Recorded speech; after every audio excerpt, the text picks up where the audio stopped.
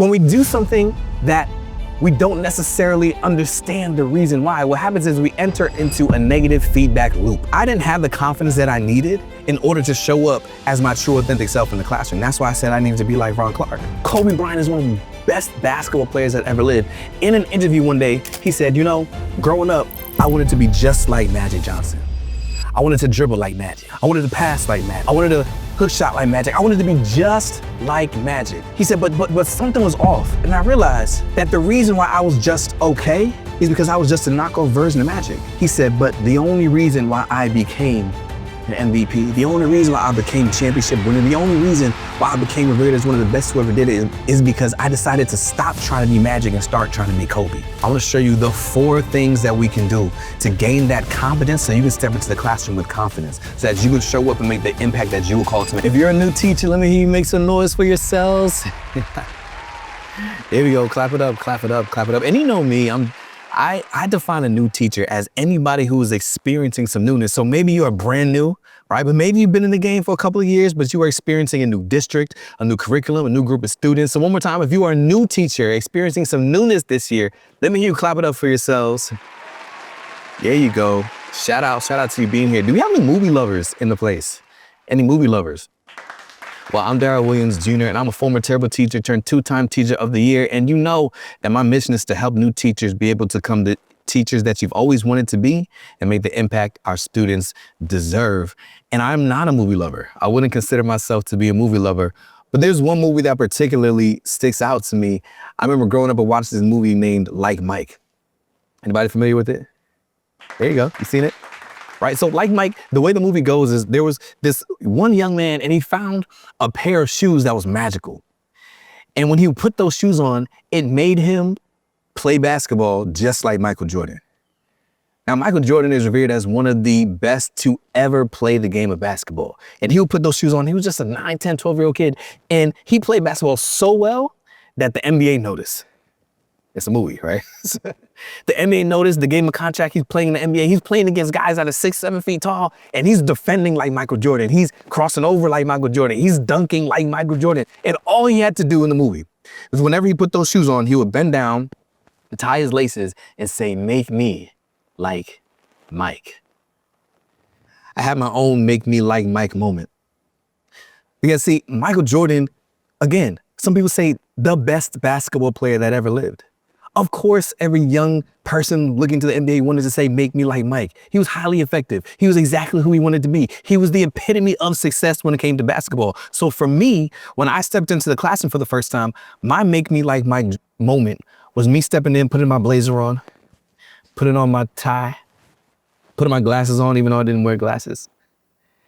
And I said, "Make me like Ron Clark."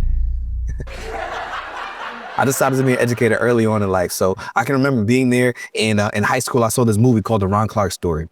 And it was about an educator who was teaching in the same state that I was in high school in North Carolina. And he was teaching his students in North Carolina, and he moved to New York, and he ended up having like tremendous success. Everybody passed the end of the year assessment in his 5th grade class. And I was like, that is what it needs to be a teacher. Make me like Ron Clark. Let me do things the Ron Clark way. Like, they made a movie out of him. It's got to be the best way to teach. So I watched the movie to see what he was doing. And I saw there was a scene where he was chugging milk to get the students' attention. He learned how to double dutch, right? So that he could build relationships with students. But one thing that stuck out to me in particular was that he danced. And I said, if I'm going to be like Ron Clark, if I'm going to make an immense impact, if I'm going to make a difference in my students' lives, I've got to dance. Now, let me point this out to you. I know that as you're watching me right now, you're looking up on the stage, you're saying to yourself, I see that guy. I see his build, his charisma. I see the suit he has on right there. I know that man can dance. I know that man can dance. But I'm gonna be honest, God blessed me with a lot of different talents. I can speak, I can empower, I can encourage, I can tell stories, but I cannot dance. I can't. I don't know. I've been trying my whole life. Dancing is just not one of the things that I'm able to do. But I said, if this is what it takes to be highly effective, if this is what it takes to build relationships, if this is what it takes to help students reach their full potential, I'm going to do whatever it takes to make sure that happens. So I'm going to dance for my students. I can remember early on, I had a classroom management system where they earned a certain amount of tallies and points and things like that. And once they got those points tallied up, then they would then have the opportunity to earn a reward. And this particular reward was that they were going to be able to see me dance. A popular song at that time was known as the Nene. You may be familiar with it, you may not be, but I told them that I would dance for them. And I can remember that throughout the week, like they were earning their points, doing what they were supposed to do in class, they were getting points. And the time finally came. They were excited. They're like, oh, Mr. Williams, we're going to see you dance. Can we record it? I was like, absolutely. Make me like Ron Clark. So I go in front of the classroom. I say, hit the music. Music comes on. Cell phones come out. I'm standing in front of the classroom. Beat drops. And I'm like, hey, Nene. And it's crazy, y'all. It's crazy. I danced to the Nene. They looked up at me, and I could just see once I finished that the cell phones that are up just slowly started just. And the students turned to each other, whispering to each other, and they were like, oof. Is that it? One student said, Mr. Williams, is that it? I said, yeah. He said, next time, can we just have free time? Look, like it was so bad, y'all. It was so embarrassed for me. And the crazy thing is, if it was bad, like if it was really bad and they started laughing at me, even that would have been a win, you know? Like even that would have been a moment where we built relationships. They're like, oh, this is so cool. I got to laugh at my teacher dance. But they weren't even like laughing. They were just sad for me. They were like, I'm sorry.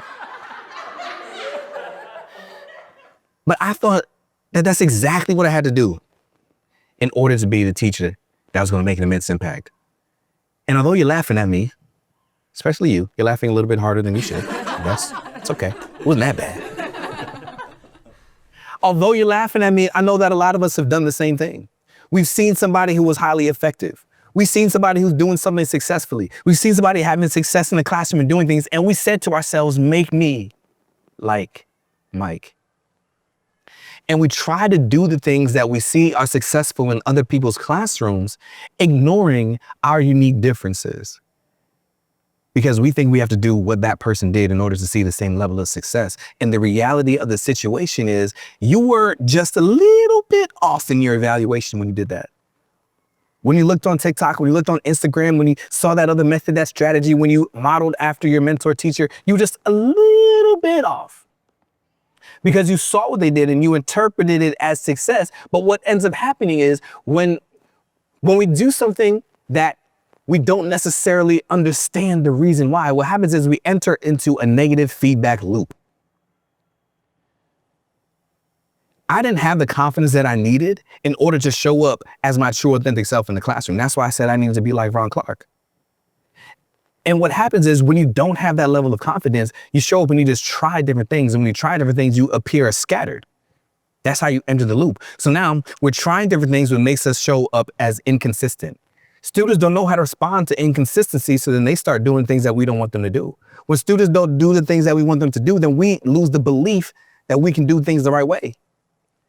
And then that leads to us trying new things again. And then we try something new that comes up as inconsistent. Students don't know how to respond to inconsistency, so they start acting in ways that we don't want them to, which then lets us believe we don't know what we're doing. So we try something new. Do you see the loop? So we go through this loop time and time again, but it all is stemming from the fact that we don't have that confidence to show up. It's the lack of competence that prevents us from showing up with confidence. But when we gain that competence, then there's nothing that's going to be able to stop us. So if it's all right with you, I want to show you the 4 things that we can do to gain that confidence so you can step into the classroom with confidence so that you can show up and make the impact that you were called to make. Is that all right? Is that all right? Let's roll into what I call it. It's very simple. I call it the PSSI method. The PSSI method. It's an acronym. It stands for 4 different things. As I go through this, I want you to imagine a tree system. A tree, like the roots, the trunk, the branches, the leaves, the PSSI system. The P in the PSSI system stands for your proven principles. There are proven principles that exist in every single classroom. Proven principles that work no matter what grade level you're teaching, no matter what subject area you're teaching, no matter what school you're on this side of the tracks or that side of the tracks. When you master the proven principles, that is like the root trunk system of your tree. That's the foundation. And like I said, we were just a little bit off. I didn't understand the proven principles that Ron Clark was exhibiting. See, I saw the methodology, I saw the strategy, I saw him showing up and dancing, I saw him, a double dutching. But I didn't understand the principle. The principle that he was exhibiting was that he was building strong relationships with students through his authentic interests and desires. He was building a culture of like, we have fun here. I didn't understand the principles. I was just looking at the strategy. He's dancing. I need to dance too. And the reality of the situation is we've done research over the last couple of years that show that there are proven principles that all highly successful classrooms are able to do. Things like encouragement, because students need to be able to believe that they can do the thing before you set it before them. Things like evaluation, because you need to be able to determine what students know so you can decide what they need. Things like empowerment, because you need to be able to inspire a transformation within students. There are 6 proven principles, and I go into workshops and I come out to schools and I help train people to understand what these principles are. I make sure that all new teachers have these foundational skills, because birthed from the proven principles, that is what is going to allow you to eventually have an immense impact. Does that make sense? If we're imagining the tree system, the roots and the trunk, those are the proven principles. From the proven principles, the next thing that you got to understand is that you got to incorporate your special skills. This is one of the most overlooked features of a successful classroom. Just because somebody else saw success in a particular way doesn't mean we need to do things the exact same way they did it in order to see the same success. What are your special skills, your unique gifts, talents, and abilities, the things that set you apart from everybody else that are going to allow you to make the impact that only you were called to make? I can remember, since we're talking about basketball, you might as well keep it going. I can remember listening to an interview by one of the greatest basketball players that ever lived. Earlier, we talked about Michael Jordan. This one is really close. His name is Kobe Bryant. And whether or not you're a basketball fan, you've heard the name Kobe Bryant before. A lot of people respect him as one of the top 10 that has ever played. Some might put him right after Jordan. Some might put him right before Jordan. I don't know. But Kobe Bryant is one of the best basketball players that ever lived. In an interview one day, he said, growing up, I wanted to be just like Magic Johnson. I wanted to dribble like Magic. I wanted to pass like Magic. I wanted to hook shot like Magic. I wanted to be just like Magic. I would imitate and emulate every move that Magic made and do it exactly like he did it. And when I did that, I was okay. He said, but something was off. Magic had a couple of inches on me. So when Magic did it, it looked a little different. When Magic did it, it landed a little different. When Magic did it, it was just a little bit different than when I did it. And I realized that the reason why I was just okay is because I was just a knockoff version of Magic. But watch this. Hear what I say. He said, but the only reason why I became an MVP, the only reason why I became championship winner, the only reason why I became revered as one of the best who ever did it is because I decided to stop trying to be Magic and start trying to be Kobe. What I need you to understand is you need to stop trying to be like that mentor teacher. Stop trying to be like that teacher you've seen on social media. Stop trying to be like last year's teacher of the year. Who is it that you are trying to be that is holding you back from being who you were meant to be? There is a difference that you can make in the lives of students that is only going to be made possible through you showing up as your true authentic self. You have special skills, you have gifts, you have talents, you have abilities. There are things that set you apart from everybody else that when you hide them are not going to make an impact, but when you highlight them, it's going to make a difference that only you can. You don't need to be anyone other than who you were created to be in order to make the impact that you were created to make. And it starts with owning your special skills. So you have the proven principles as the Bruce trunk system, and they branch out to your special skills. And from those special skills, then you can create specific strategies. Those are the leads of this whole system. From the proven principles to your unique special skills, then you can create specific strategies that are in alignment with your skills and the principles of effective instruction. Those are the leaves. That's why when you look out into different classrooms, you see different people seeing success with different things. Ron Clark could dance. He's a dancer. That's what he does. I can't dance. That's not one of the specific strategies that I'm going to use in my classroom. But when you look in my classroom and we look at the principle of making sure that students are paying attention, yeah, based off of my special skills, I'm going to create a specific strategy that's a call and response that works in my classroom. My call and response might not work with your students. But maybe you don't need a call and response. Maybe you clap your hands. Maybe you dim the lights. Maybe you have a dong. Maybe you just say, shh. Maybe you just stand there, students know to get quiet. There's so many different strategies that work for so many different people, but it's because it's birthed from your specific skills based on the proven principles. Is that making sense? The proven principles are universal. But then we branch out into our special skills. What are the things that only you can do or that you do well, that you do best? And then from there, what specific strategies can you create that is supported by your special skills? Proven principles lead to special skills so you can create specific strategies. And then and only then will you create your immense impact. That's when you make the difference that only you can. That's when you can show and make the impact that you were called to make. See, Ron Clark is an incredible educator. He saw tremendous success, immense impact. That's why they made a movie out of him. He started a school. You've heard of the Ron Clark Academy. I still follow him on Instagram. He's still out there dancing. But the reality of the situation is Daryl Williams Jr. made an immense impact too. Not because I danced, not because I chugged milk, not because I learned how to double dutch, but because I used my special skills, my gifts, my talents, my abilities, my communication, my humor, my storytelling to connect with students in my unique way. And the reality is you're making an immense impact as well. You are making such a difference in the lives of students. So many students' lives are better because you stepped in it. And in order to increase the immense impact that you are already making, you got to lean more into those special skills. It doesn't matter what the teacher down the hall is doing. It doesn't matter what anybody else is doing. You are the only one who's going to match your uniqueness to make the difference in the life of that child. You are the only one who's going to make the impact that you were called to make. You are the one. You don't need to be like Ron Clark. You don't need to be like Ms. Rachel. You don't need to be like another teacher. You don't need to be like Mike. You don't need to be a knockoff version of them or anybody else. You just need to be the very best version of yourself. So the one thing I need you to do is to own your uniqueness. Recognize that your differences are not your deficiencies. But when you step into your classroom with true authenticity, you can make the impact that only you can make. When you do that, not only will you become the teacher that you've always wanted to be, but you make the impact that our students deserve. I'm Daryl Williams Jr. That's my time.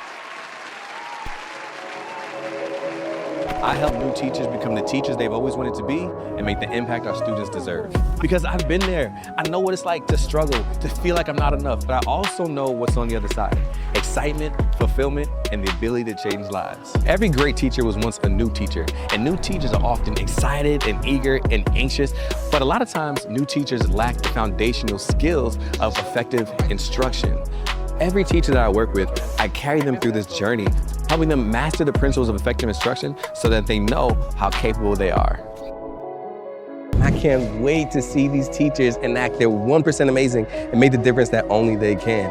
If you would like for your school district to be empowered as well, you can click the link down below and our team will reach out to you.